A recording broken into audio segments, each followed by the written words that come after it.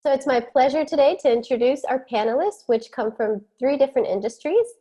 So please help me in welcoming Max Tuchman, CEO and co-founder of Caribu, and I hope I said your last name correctly. I answered all of it. Adam Garfield, CEO and co-founder of SpeedETab, and Jerry Wilmink, Chief Business Officer at CarePredict. So thank you all for joining me. So I'd like to first kick off the panel with just having each of you briefly tell us about your business pre-COVID. When did it start, and what does your product or service do? So I'll start with Adam. Awesome, and thanks for having us all here today, Maria. Appreciate it. So I'm CEO and co-founder of SpeedETab. We're a Miami-based technology company founded in 2014, so ages ago in the tech world. And our main focus is really on empowering restaurants to be more successful. And so the way that we do that is by helping them create their own direct ordering channels between themselves and their customers. So a lot of folks might be familiar with Uber Eats or DoorDash or Postmates or Grubhub, but a lot of folks might not be aware that those businesses take hefty sums out of every order away from restaurants. They keep all their customer information from them, and it's very difficult for restaurants to be successful through third-party platforms. So SpeedETab is the engine behind their own online ordering and their own app experiences so that they can have those direct relationships. So I use that not just for ordering, but also for loyalty, analytics, and CRM. We do that for 2,500 locations across the country today in 49 out of the 50 states. For brands big and small, those might be like one location mom and pop shops, local brands like Panther Coffee and Koyo Taco, national brands like Barnes & Noble Cafes and PJ's Coffee. And so founded that with my co-founder, Ed Gilmore, and there's about 15 of us all together at SpeedETab right here in South Florida. Wonderful, thank you. All right, yeah. Max, you're it. So I'm Max, the CEO and co-founder of Caribu. Hold on, I can never remember which way to go, but this is Caribu. We bring families together in virtual play dates, which means that you can read, draw, do an activity, play a game, cook a recipe together, actually in a video call. So that's the biggest difference. I think a lot of people are like, what's the difference between you and FaceTime? Well, you can't draw together in FaceTime. You don't have activity books, you don't have games, you don't have, really amazing high quality books available to you in 8 different languages, tons of Spanish books on Caribu. And we've got users in over 160 countries using Caribu together to have these magical virtual play dates. And our content is really for 0 to 7-year-olds, but because of the pandemic, we've kind of moved up to 0 to 13, added a ton more content based off of the way that people were using it. We've literally 10x'd overnight when COVID-19 really hit and kids were starting to get out of school. And we've been growing the team since and have a lot of other really interesting things to talk about with how the pandemic has affected us. Awesome. All right, Jerry, finish this up. Yeah, my name is Jerry Wilmink. I'm the Chief Business Officer at CarePredict. And CarePredict is a VC-backed digital health company. We have 2 locations. One is in Menlo Park, California, and the other is right in Plantation, Florida. The company was founded in Plantation, Florida. And what we develop is a wearable device and a deep learning platform. And the thing that's very unique about our product offering is it actually measures subtle changes in gestures and motions of the senior's wrist. So we can pick up those differences in eating, drinking, bathing, all the activities of daily living, and we can see those changes and then make a prediction on when that senior is at risk for a fall, depression, or even a urinary tract infection. We've launched this product in the United States and in Japan, and it's used in senior living communities and with leading home care providers across the US. The product is, since COVID-19 hit in February, we actually made a kind of an upgraded software version called Pinpoint, which allows us to track the seniors and actually contain virus spread within a senior living community and nursing home. So we're really excited to speak today and go into more detail about some of those challenges and how our solution's being used by our customers today.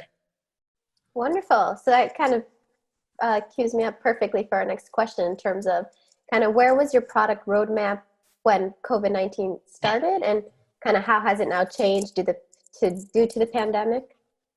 So Max, I'll call on you first. Yeah, we again, I feel like the quote of like what luck means is preparation meets opportunity equals luck. And I feel like we just happened to fit that perfectly. We were a product that brought families together virtually when they couldn't be physically together. And so for us, as soon as the pandemic hit, Caribu skyrocketed because people really did need a better FaceTime. They don't think they realized they needed a better FaceTime, but their kids really needed a better FaceTime, and especially to stay in touch with seniors who can't leave the house right now. And can't see their grandkids or see any godkids. So we saw a 10x growth immediately when we we went free for COVID on March 14th, and we saw incredible growth. And what ended up happening is we had a product roadmap that we wanted to follow, but as anyone here who builds anything knows, you kind of have to balance the things that you know your customers want and that you want to build with what your customer requests are. And you have to, we were starting to get, so we got two main requests over the past 2 months. One was for one-to-many. So a lot of people were using Zoom to do something like Caribu, and Zoom just doesn't work for Caribu. Zoom actually technically is not allowed to have 16 and under on Zoom. So it's not built for kids to have a class with their teacher, and they definitely don't have any content. So people were constantly asking us for one-to-many. So they wanted to kind of teach and read with kids together, many kids. And then the second product request was for a web version. There were a lot of grandparents that wanted to be on a laptop, or even kids who were just like, we share one family iPad, and like, I'd like to do this on a computer. And one of them actually happened to be already on our product roadmap, which was building out a web app. So that was great, and we were able to continue and accelerate that. But the one-to-many became a real issue because people really wanted it, but it wasn't something, as you guys have seen with Zoom, right? It's a very unsafe and secure. I mean, they've made it better, especially when you have kids on a video calling platform. You have to be really careful. And then that request has died down, right? Like, I think for the homeschooling, like, kind of craziness, I think people really wanted that. And then that has kind of died down. So I'm glad that we, followed the herd when it came to building the web app, and stayed back a little bit when we said, okay, can we build one-to-many safely? Maybe we should pause on this. Great. And I have a follow-up question to that, but we'll get to the Jerry, do you want to share a bit about your product roadmap pre-COVID and post-COVID? Yeah, so pre-COVID, we had really developed our models primarily for predicting seniors that are at risk for a health decline in independent living, assisted living, and memory care communities. So basically all the senior residents in those communities and the staff wear our product, and it is kind of like they're all in one device. So it serves as their electronic door key for each of their suites to keep their suites safe and secure. It is a two-way voice communication device within those communities. And then it also helps the operators better understand when they need to increase staffing on a particular floor in one of these communities.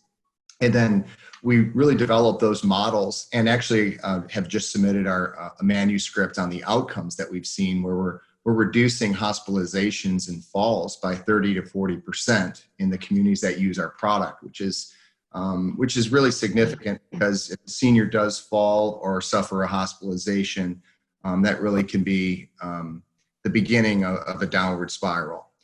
So the product was growing really well. We built out the models, and then we had tons of customers from home care, leading home care companies reaching out to us saying, can we install your product in seniors that are aging in place in their own homes? So we had just begun to do that in early 2020, and then launched the product also for direct to consumer from our own website, and then won an innovation award from the Consumer Electronics Show actually in January, which feels about like 2 years ago now, just because with everything going on. And then when the coronavirus really started spreading in senior living communities, where now a third or up to a half of all deaths across the United States have actually been in nursing homes and in senior living communities. So it's really been incredibly dangerous there. So our customers started reaching out to us and said, is there anything you can do to help us fight the spread in these communities? And that's when we quickly put together a sprint and made a pinpoint software for the first real digital contact tracing inside of senior living communities. There's a lot of buzz about contact tracing, but our solution is automated and it's incredibly accurate because it's using the wearable devices within the community and a real-time location system rather than a smartphone, which many seniors do not use in senior living and the staff actually are not permitted to use. So we're in a very interesting position where we need to actually install, we have so many deals done that we need to install immediately. And yet some of the senior living communities are unfortunately still in lockdown, not allowing visitors to come in. So they need our system. We need to install it, but we want to keep everybody safe during this difficult time. Thank you. Okay, Adam, how about yourself? Yeah, hey Maria. So from SpeedETab's perspective, we have some interesting parallels, I think, to Max and Caribu in that, our product pre-COVID was in the right position to help businesses with some of the challenges that this has presented to them. And so I think at a high level, the restaurant industry and sector has been one of the hardest hit sectors globally. And so our platform went from being a tool to drive incremental revenue and improve the guest experience to a pure necessity as a lifeline for restaurants to transact. As most of you know, the only way most restaurants could offer their menu items was only through takeout and delivery, which is the core of our platform. And so for us, the focus has really been on deepening those product offerings to just help restaurants more. Our platform's in the spotlight more than ever before. Restaurants need their own online ordering and app experiences more than ever before. And so there's been some areas that COVID really hits on that maybe have extra TLC from our team during this time.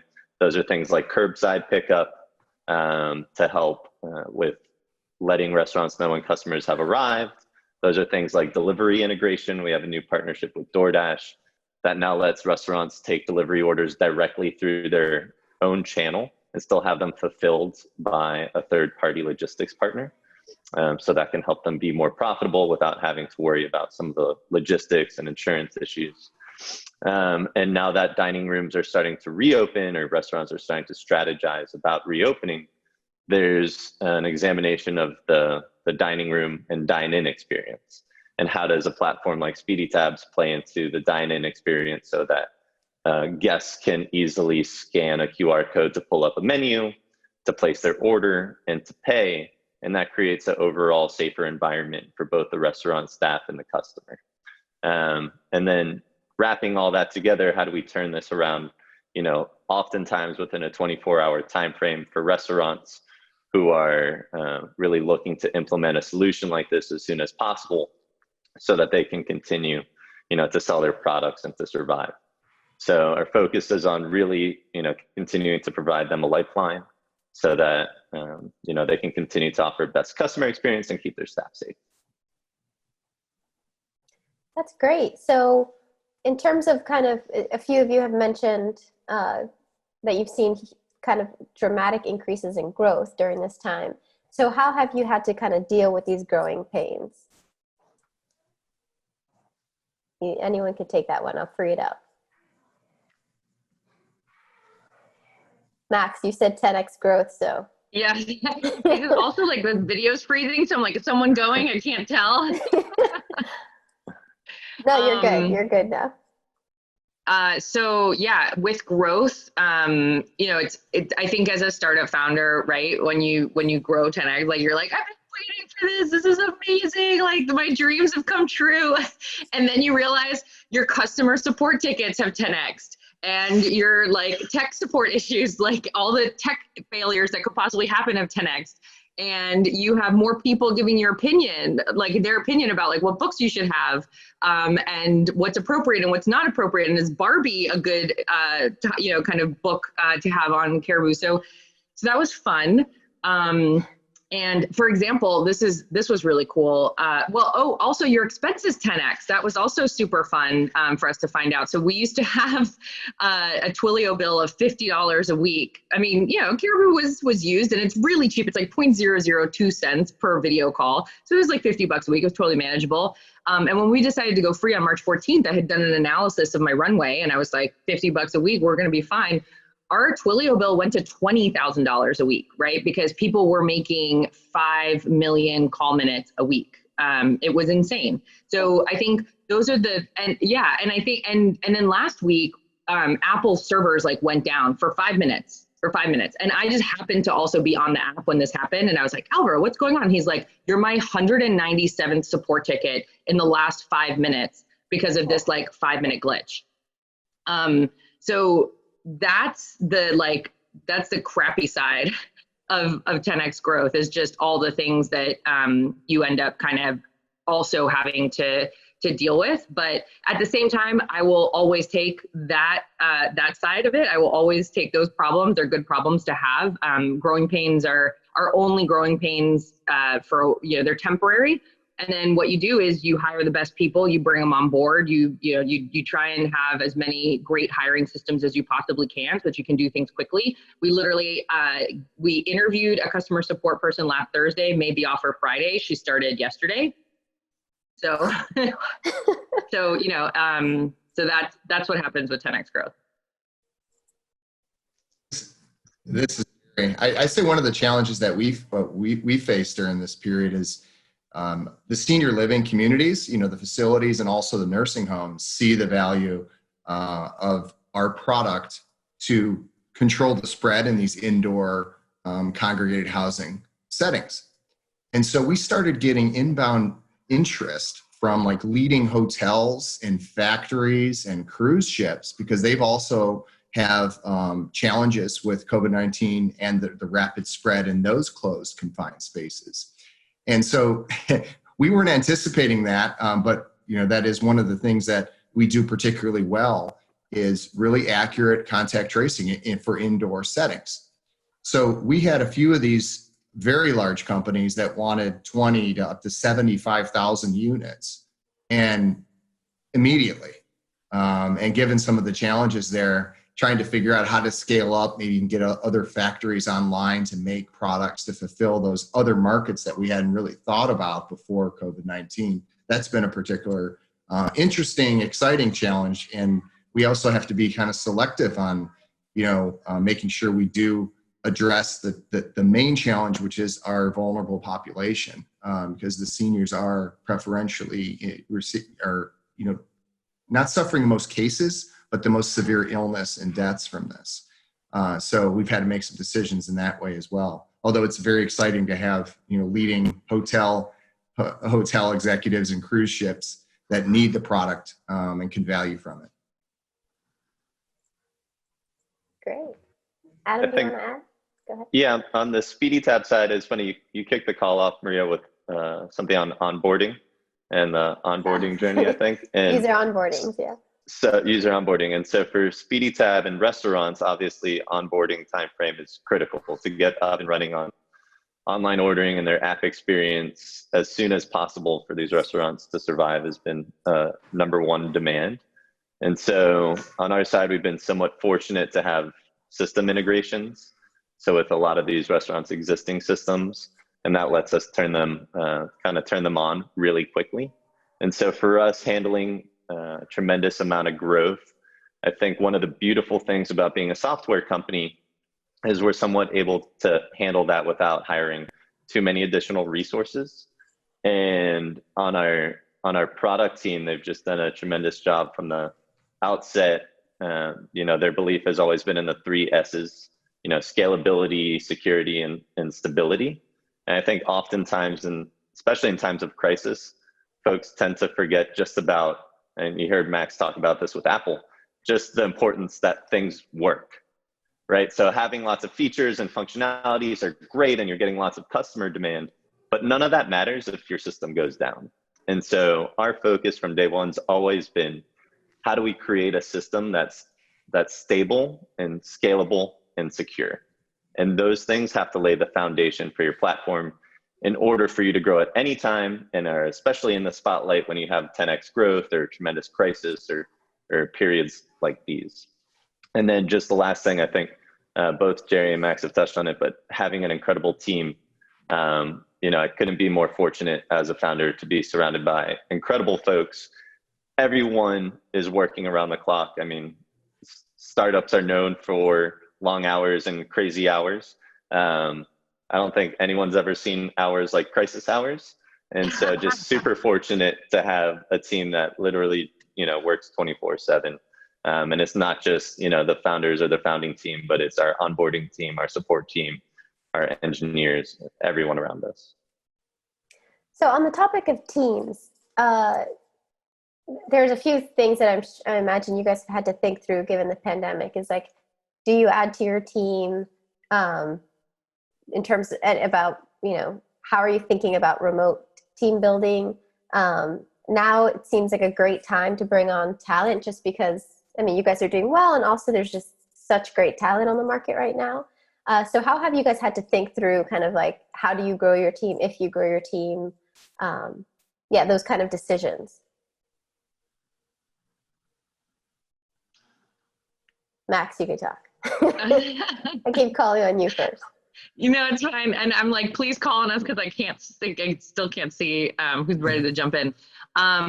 So hiring it. So I think when the pandemic hit, everyone realized how expensive their teams were, right? And the seriously most expensive thing on anyone's P&L is talent. If you want really good talent, you have to pay for them, and then the government makes you pay for things like Social Security and benefits and health insurance. And so people are the most expensive thing on your team. So you have to be, and especially during a crisis, you have to be so thoughtful about who you're bringing onto your team, because crises like these last a long time. And so you really have to be sure that this person is going to make or break the company. And I feel like we always, we have a kind of philosophy on the team, which is everyone kind of wears, it's just like Adam said, right? We're a startup, right? Like everyone wears a billion hats until you literally can't do the job anymore and you can't do it well.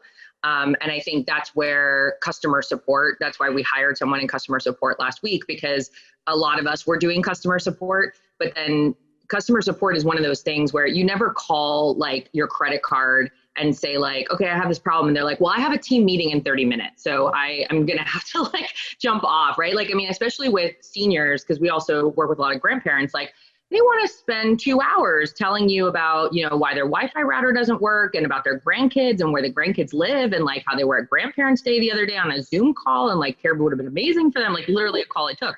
So I feel like we got to a point where we said, you know what, the team can't handle this anymore, and this is going to affect our business, right? If grandparents aren't getting A+ customer service, they're going to find an alternative. They're not going to stay with Caribu, and we felt that that was the right decision. I think also the other thing I think when we talk about team is keeping your team, right? I think that's also important at a time like this, and keeping your team healthy and motivated. I think we have always been globally distributed, and I say distributed over remote because we've never had a headquarters, even though my co-founder and I both live in Miami, 305 ride or die. We always have looked at talent all over the world because we said we want the best people working on Caribu. And so our team has always been, kind of globally all over the place. So we always have had a happy hour where we bring everyone together. We always make sure that we check in, and before the team meeting on Monday, we always check in on what our weekend looked like. Since the pandemic hit, it's more of what did you watch on Netflix and do you recommend it? Not as exciting as it used to be. And I would say the third thing is we instituted a rule. So I am literally, for those of you that know me, I am literally 24/7. Like I do not sleep. I work a lot. But we instituted it because I think, especially now working from home, there's no line, right? It's like a very blurry line of like, my computer's here and I'm working, and like, and it can bleed. So we like have a rule for the weekends, which is, you're going to get a ton of Slack messages and emails from Max because she's working, because that's what she wants to do. But unless you get a phone call or text from Max, nothing is on fire, right? So like, enjoy your weekend, enjoy your family, enjoy time outside, enjoy just binge watching Netflix for 2 days. There are things that are being taken care of. Don't worry about it. And unless it's on fire, you will not hear about it. Like, please take the time to rest. Because I think that's the other thing, is I don't want to burn out my team. We could, right? There's so much to do, and there's so much for us to take advantage of. But if I burn out my team, then we'll never, kind of that long-term strategy of taking advantage of it doesn't work. Got it. Yeah, that's definitely important. Jerry, you want to add anything? I think during this time, I mean, it's been really important to have really strong leaders. Our founder and CEO, Satish Mova, he's done 3 or 4 startups in the past, and he's very experienced at kind of scaling businesses. And he's been incredible during this time, kind of keeping the team confident and not too under pressure, because it's a scary time, and we have customers that need our solution, and so he's kept our team really emotionally balanced, and yet we are running and gunning, just like Max had said. It is incredibly fast paced, where we're doing things from making new product features to launching new marketing videos, to publishing new papers on the results and how the product is used, and then new features on top of that. And it's 24/7. It's actually a lot of fun. It's very different being at home, because I typically work in the office with our founder and CEO, Satish Mova. So we do have to kind of take advantage of at least getting some FaceTime like this on a Zoom call. But there's something about being in the office together and working on stuff. So I definitely miss that. But he's kept us balanced. We are very lean. We have always kept the company pretty lean. I previously was the CEO and founder of a wearable tech company that we commercialized products at Walmart, Saks, Nordstrom's, Macy's. And I tell you, I had to bring on a lot of talent to fill in a lot of the different responsibilities, because I was only good at a few things. But our CEO and our COO, they can juggle tons of different things that I just didn't have the skill set to do. So we can stay pretty lean because of our team's expertise. We do have to expand on our artificial intelligence and data science team out on the West Coast, because those predictive models takes a lot of expertise and a lot of talent. So now we're kind of expanding in that avenue, and also customer support. But been a very interesting but exciting time, because now that our customers are trying to figure out how do they use our tools to not reopen, but essentially kind of turn to some kind of normal, because the seniors in our communities, our customers' communities, they've been in a lockdown. They haven't seen their families. It's really sad. So now they see our tools as gives them the ability now that they can return to some type of normalcy, let those seniors that are in those communities have some freedoms and not just be locked down in their rooms. And so it's kind of the next phase of this. So, yeah. Great, thank you. On the SpeedETab side, to echo both Jerry and Max, I think the first item's really on communication from a management team level throughout the whole company. So one of the things that we've done at SpeedETab is really implement a more frequent cadence of all hands meetings.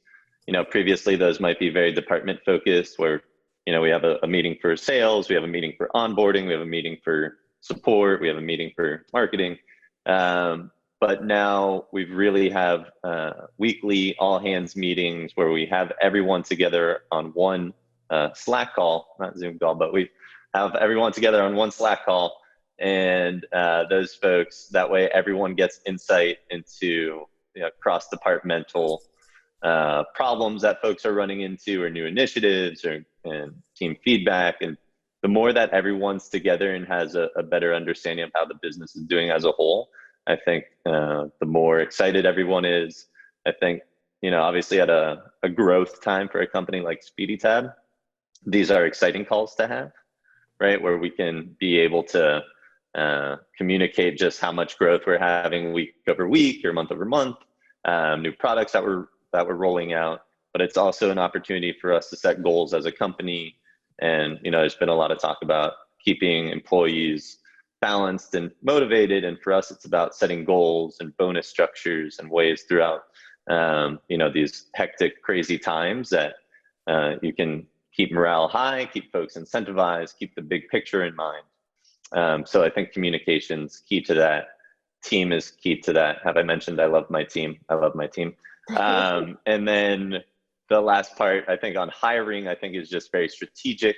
SpeedETab's brought on some part-time help. I think flexibility is key right now. A lot of folks might be furloughed. Folks maybe are unsure as to their future. And I think that uncertainty lends itself, at least in our realm, to some part-time sales help. We obviously have a lot of demand, a lot of inbound demand. And I think bringing on some folks part-time has certainly helped us with that. I think moving forward, we're always looking for the best of the best. So if you're one of the folks watching this panel right now looking for a great opportunity, we're hiring at SpeedETab, always great people. Feel free to email me, Adam@SpeedETab. Yes, please. If anyone's hiring, please let us know. There's some great folks out there.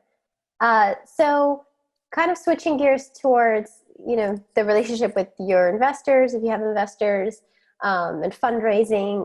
First, kind of, what was your first communication to investors during COVID? And how have your investors helped you innovate your balance sheets or innovate in any way to kind of get you through this interesting time? I know one of Mac's investors, and he's amazing, but Adam, well, I know, Adam, you're owned by a larger company, but have they kind of played a part in, have they been active in kind of helping you through this? Yeah, so, we're fortunate to have investors that are really behind SpeedETab, the company as a whole, and my co-founder Ed Gilmore and myself. And so from that, there's a big strategic vision in terms of, do we have the capital necessary to do any kind of new marketing initiatives that we want to do or any new hiring that we want to do? And I think, while we're not actively, raising a next round of capital currently, it definitely opens the door to lots of new interest. Obviously, we're a high demand sector and a high demand platform. And so whether that's something strategic or whether that's, venture capital, it certainly is my job as CEO and founder to have those discussions, to, see what's out there, understand what's happening in terms of market leaders, in terms of the venture community.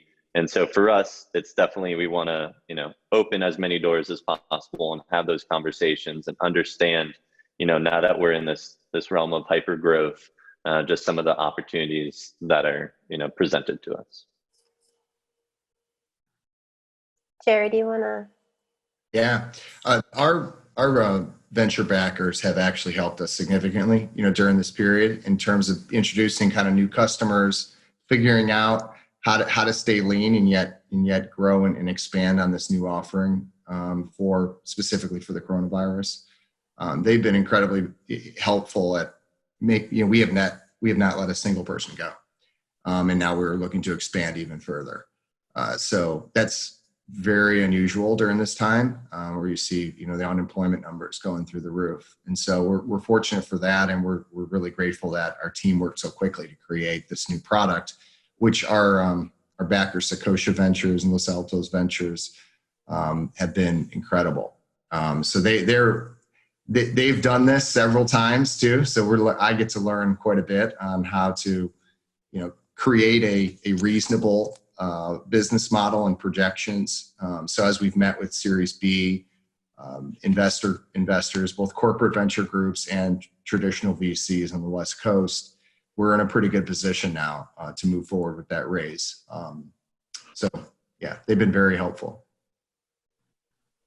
Yeah, for us, we had just closed a $3 million seed round in September. So when we decided to go free on March 14th, like I said, when I knew my expenses pre-COVID, I was like, oh, we have a ton of runway. And then things changed. But what was amazing is the current investors we had. So AT&T is one of our investors, and we went free on March 14th as a internal business decision. We just said we couldn't live in a world where a child whose parents had just lost their job wouldn't have access to Caribu and the magical Caribu calls with their family because of a $6.99 a month price point. And we said, we're going to go free until we feel like we can't go free anymore. So we made that decision. It was a Saturday, March 14th. And then just to show you how important your investors are, on a Sunday, March 15th, AT&T called me and said, how do we help you not go out of business while you give this out for free? They were like, this is so important. We want to be there. We want to support you.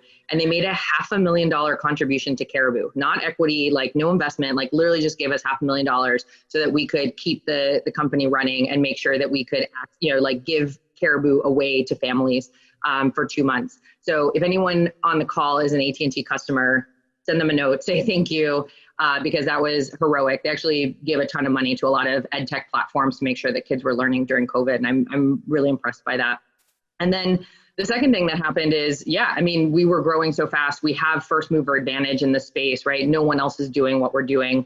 And the numbers are fantastic. And we expected to do a Series A in the fall. But we started getting inbound emails from investors being like, hey, how's it going? I can only imagine that Caribu is doing well. And we were like, well, look, when you're growing at this pace, this is not the time to step back and say, oh, we're going to, slow our burn and cut people's salaries.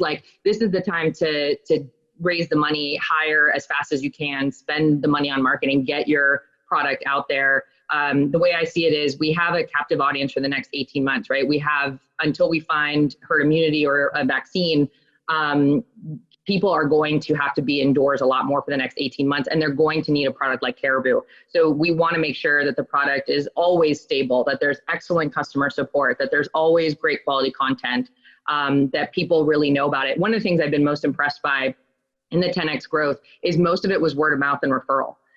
Most of it is people posting on Instagram pictures of their kids Caribuing, we've become a verb, and sharing with other families the way that they're kind of staying sane during the pandemic.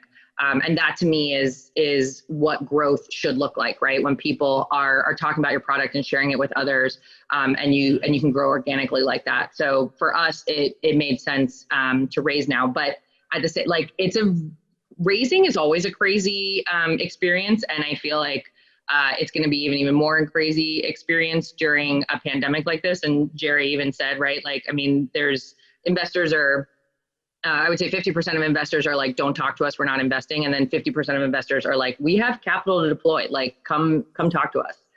So we'll see how it goes. Awesome. So before we move on to questions from the audience, I wanted to ask what has been your key learning to date due to COVID, and what advice would you give another founder, particularly any that are looking to kind of get into one of your industries? Mine is not super inspiring. So I'll start. Mine is, I feel like as a founder, you always feel like, oh, if I just hit this milestone, right? Or if I just get to this growth, or if it just takes off virally, I'll be set. And I every time I get surprised by the fact that it's still whack-a-mole, right? Every time I'm like, oh, it's going to be fine after this thing. And each time it's I never learned my lesson. I'm like, oh, well, when you do that, you open up this other thing. And so I just still have to teach myself. My advice for myself and everyone on this call is continue to just be flexible and know that no matter what comes at you, good or bad, there's another side of it, right? So if anything bad that happens, there's going to be a good thing that happens. And whatever good happens, there's going to be a bad side effect from it. And you just have to be super aware of that and be flexible. And you'll, get through both sides, because the highs and the lows are intense. Okay, yeah. Go ahead, Jay. No, go ahead, Adam. That's fine. From the SpeedETab side, I think it's been my theme for the call has been these two things, but my first theme is just having an incredible team around you. Again, no one person can do anything as much as, starters want, or startup founders want to believe that they can, and maybe have had to in the very early parts of their company. But especially in crisis, it really shows just how invaluable having a well-rounded team is, and a team that really believes in product vision and where the company is going and what the overall goals of the company are. And I think it's easy to get lost in features and feedback and support, but if you and your team aren't aligned on the vision of the company, it's very hard to have a successful one. And so the way to do that is through constant communication around the company's mission and goals as a whole. And how do you do that across all departments, not just, what's the engineering team's focus and what's the sales team's focus. And then so one is an incredible team. Two is just, I hit on this earlier, but the 3 S's again: stability, scalability, and security. So if you don't have those things, you don't have anything. And that leads into like a 4th S of just systems. As you scale, you need incredible systems in place to be able to take advantage of this growth. Otherwise, things can just run amok very easily. And so being able to have that at the core of your platform and as a core competency of what you're doing as a whole, super important. So those would be my 2 keys. I think the key for us during this period has been to, address the primary problem and move fast. We did not have automatic contact tracing in our pinpoints or in our software solution. However, we were in a place that when this crisis hit, we had, the leading real-time location system for senior living. And so we always had that built into our product. And so when this crisis happened, we knew, we could actually use our wearable and our real-time location system and do very granular, accurate contact tracing. And in fact, environmental contact tracing. So if an infected individual was in a room for 3 or 4 hours, they could actually, shed virus on surfaces, and then other people could go in there. So we could track that autonomously. So when we launched that product with, that was not in the pipeline in January. Within 3 weeks, we launched that first version to our customers, and they were just going crazy. Like, this is genius. How did you do this so quickly? And we had the tools there, but, I think to fearlessly kind of march through that. I don't know if I could have done that and led a team through this, but our executive team, our CEO and our COO and CTO they saw the problem. They saw what we could do to kind of enhance our current product, and it's been a game changer for us. Rather than kind of putting our heads down during the crisis that it's going to be tough, it's kind of taken us to another level. But I think that's tough to do sometimes, because I have my days, being at home where I'm like, I'm exhausted, working around the clock. My sleep patterns are all messed up. And I have 3 little kids too that are constantly taking bandwidth. So if I'm going in and out, it's probably because my daughter's on a dance class. But it's been an interesting time. Awesome. Thank you, guys. So I'm going to start taking questions from the audience. Please submit your questions using the Q&A button at the bottom of the screen. So the first question goes to Max. I know that it's a difficult time to raise money right now. As you mentioned, some investors aren't actively investing. So some folks are turning more to some of these equity crowdfunding platforms. And we know that you had raised a round on WeFunder last year. So the question was about what you think about the platform and using this channel during lockdown. Oh, I'm so glad someone asked that. Yeah, we raised $1.7 million last summer on WeFunder, which was insane. I think we went in thinking, we'll raise like $500,000. Like, what is this equity crowdfunding thing? And then realized the power of people falling in love with your product and feeling like I only have a little bit of money to invest, but I want to invest in something like this because I have that pain point. So I think I will say, like running a successful equity crowdfunding campaign. So again, I only sleep 4 hours a night, and like it took a toll on me, right? Like it needed probably more hours in the day than I had to give. It is a very, very invested 24 hours, 7 days a week, like thing that you have to be involved in. So I always tell people, like, it looks easy. Like, it's like, oh, I'm just going to put up a platform, you know, like I'm going to put my company on a platform and I'm going to raise $1 million. It's kind of like that picture of like the iceberg. And it's like, everyone saw this piece and like, no one saw this piece. My advice would be, I think it is an excellent platform right now, given, how institutional investors are reacting in very different ways. I was actually not sure if the platforms would grow during COVID. I felt like a lot of people didn't know if their jobs were going to be still available to them, so that people wouldn't invest their own money in equity crowdfunding. But I've talked to all the platforms. I'm actually very good friends with Start Engine, WeFunder, and Republic, and all of them have seen incredible growth in the past couple of months. So that, the numbers don't lie. People are still investing on these platforms.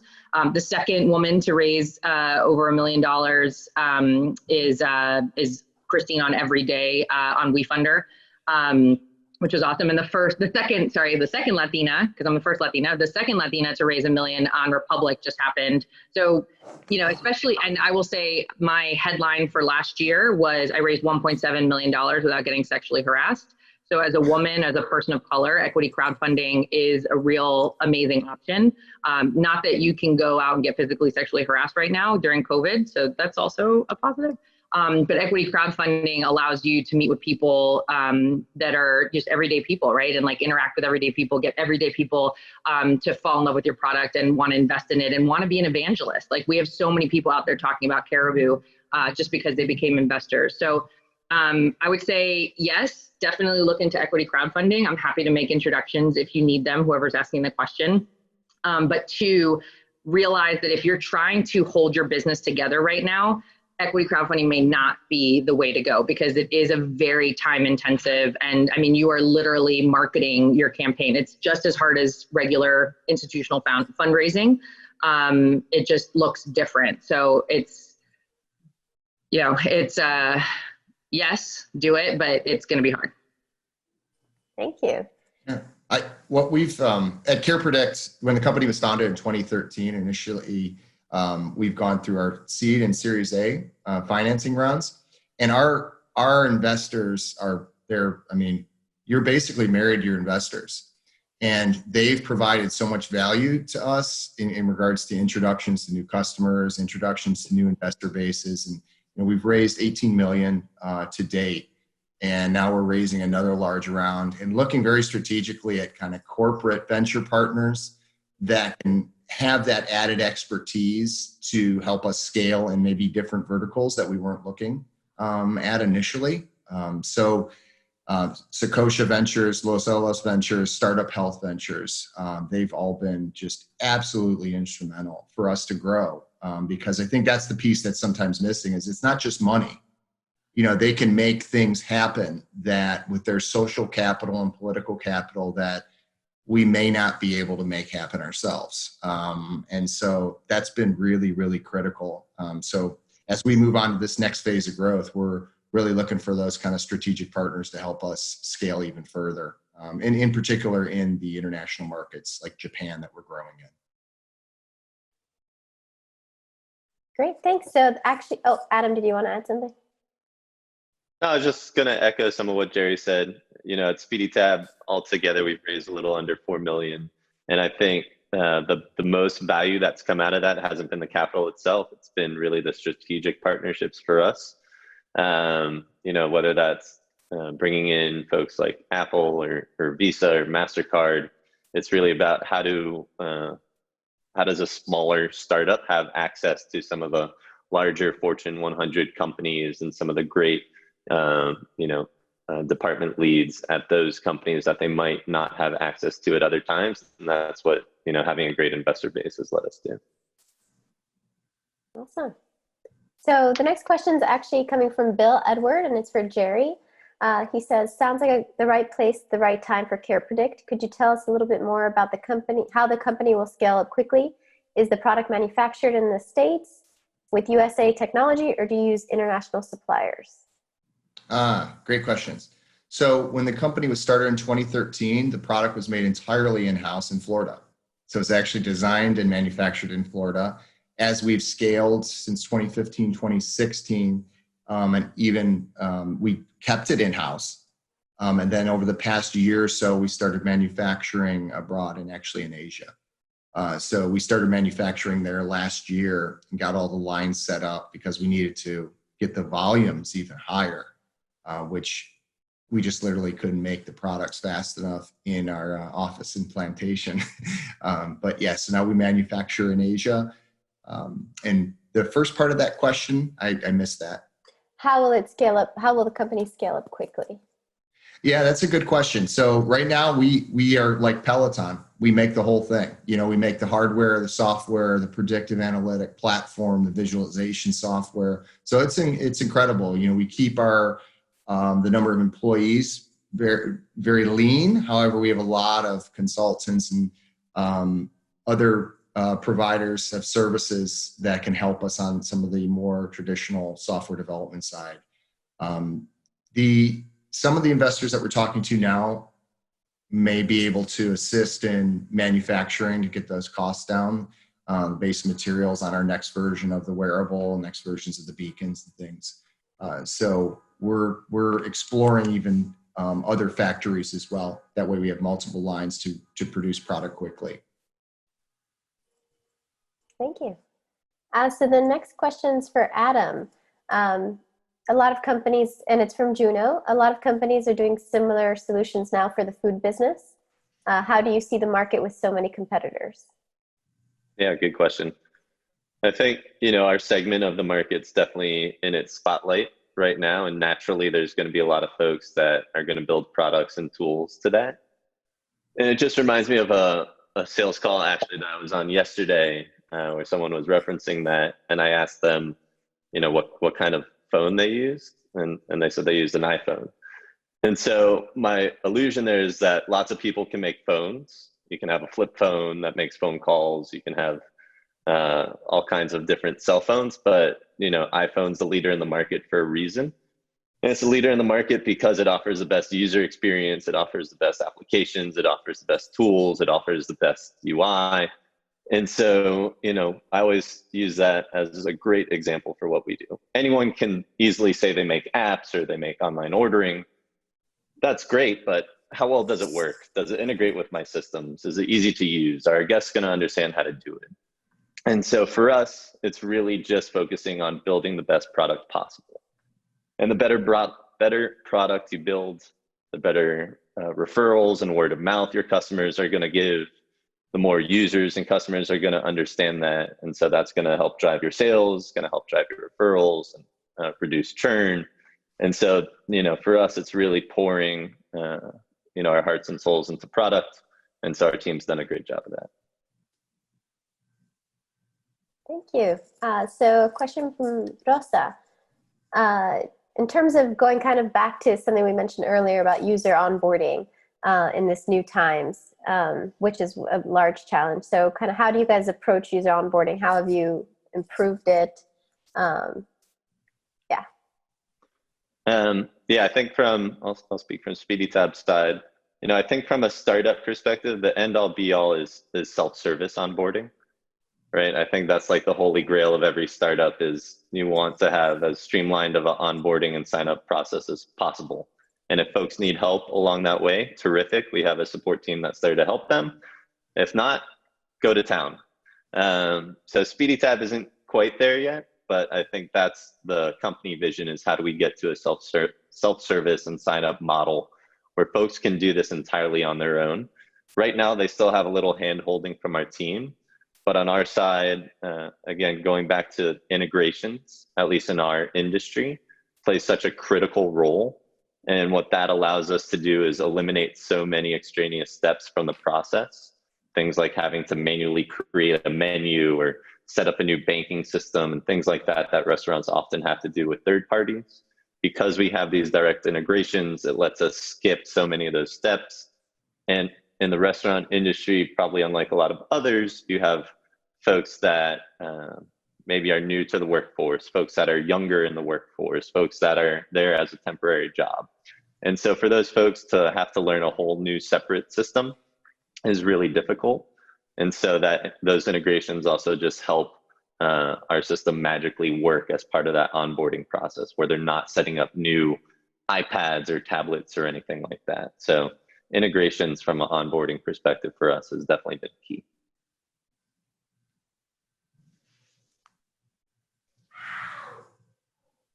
All right, I'll take one last question.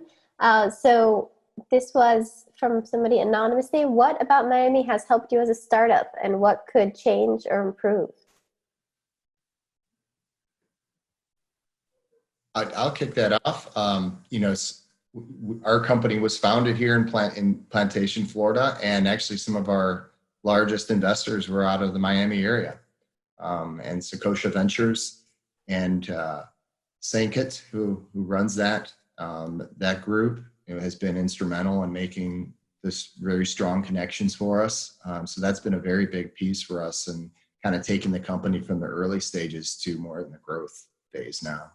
So that's been really big. So I think the getting more venture groups active and funding companies in the area, the Miami area, is going to be really key to success, and for the whole ecosystem in general.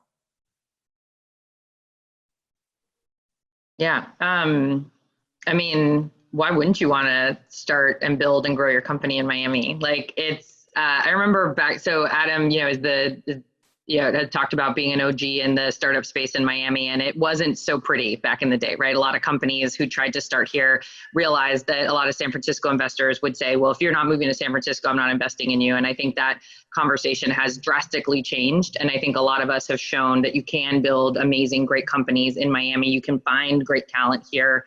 You can also just be globally distributed. You don't necessarily have to restrict yourself geographically to Miami. I think Miami has always been, right, we are the magic city. We constantly reinvent ourselves. We constantly get hit by a hurricane that destroys Miami, and then we rise from the ashes and we get innovative and we create our own destinies here. And that spirit is intoxicating. And I feel like building and growing a company here is the most fun you could have, right? Because we're building the ecosystem as we're building our companies. You could go to New York, San Francisco, a lot of other, like Boston, a lot of other kind of like tech ecosystems, and you're just going to be a small fish in a huge ocean. And I always say, I feel like a big dolphin in a small pond here, because I'm able to do a lot of things that I don't think I could do in other places, which not only benefits the ecosystem, but benefits Caribu. Want to close us out, Adam? Yeah, sure. As Miami born and raised individual, one of the three few. of four. That's amazing. So Maria's being sister Miami... and I went to middle school together. Okay, like we go like way back Miami. Sorry, go ahead. Sorry. So Miami born and raised crew here on this call. And I think what coronavirus maybe, and this was happening before COVID, but it's certainly happening during and post COVID, it's shown that, remote workforce is, in my opinion, certainly like one of the pillars of the future in terms of how companies are structured, and removes a lot of the importance from this like urban core notion that you have to be in a dense New York City population or San Francisco or the Valley to have a successful tech company. Miami, obviously has great tax benefits, has great weather, from a cost of living perspective is more affordable than any of those other markets. And so that lends itself to a lot of pros.